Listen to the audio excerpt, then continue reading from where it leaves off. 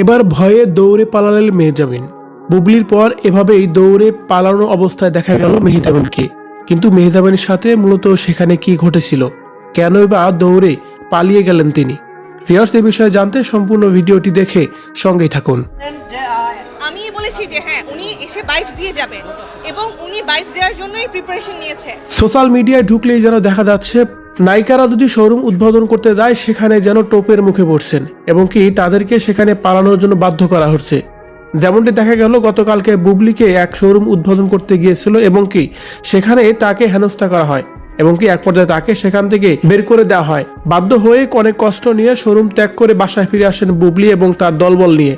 এদিকে তেমনি আরেকটি ভিডিও দেখা গেল সোশ্যাল মিডিয়ায়, যেখানে মেহজাবিন মূলত দৌড়ে পালিয়ে যাচ্ছে। মূলত মেহজাবিন চৌধুরী একটি নীলসুখ নামে ওয়েব ফিল্ম রিলিজ হয়েছে 14 ফেব্রুয়ারি ভালোবাসা দিবস উপলক্ষে, কিন্তু সেটা ভালোবাসা দিবসেও তিনি দেখতে না গেলেও তারপরে তিনি দেখতে গেছেন সিনেমা হলে। মূলত বেশ আয়োজন করেই তাকে ডাকা হয়েছিল সেই সিনেমা হলে।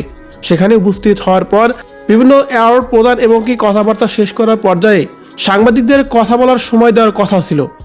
দীর্ঘ 3টা ঘন্টা যখন সাংবাদিকরা তার জন্য অপেক্ষা করে, কিন্তু 3 ঘন্টা অপেক্ষা করার পরেও সাংবাদিকদের সাথে নাকি কথা বলতে নারাজ ছিল মেহজাবিন চৌধুরী, যার কারণেই সেই সময় সাংবাদিকরা রীতিমতোই যেন রেগে যায় তার উপরে। এক পর্যায়ে যখন সেটাকার অবস্থা চরম পর্যায়ে চলে যায়, ঠিক সেই মুহূর্তে বুবলির কথা স্মরণ হয় মেহজাবিন চৌধুরীর, যার কারণেই নিজেকে বাঁচানোর জন্যই সেই মুহূর্তে সেখান থেকে দৌড়ে পালিয়ে যান নিজ বাসায়। তবে সাংবাদিকদের মেহজাবিনের কাছে অভিযোগ হচ্ছে, কেন আমাদেরকে 3 ঘন্টা দাঁড় করিয়ে রেখে আমাদেরকে সময় দেওয়া হলো না, কেন তিনি ইন্টারভিউ দিলেন না,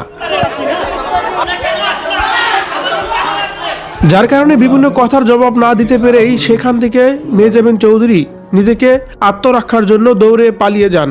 আর এমন একটি ভিডিও দেখা যাচ্ছে সোশ্যাল মিডিয়ায়। ভিউয়ার্স, মেহজাবিনের উপর এই বিষয়গুলোকে আপনি কিভাবে নিচ্ছেন অবশ্যই কমেন্ট করে জানাবেন আমাদের কমেন্ট বক্সে।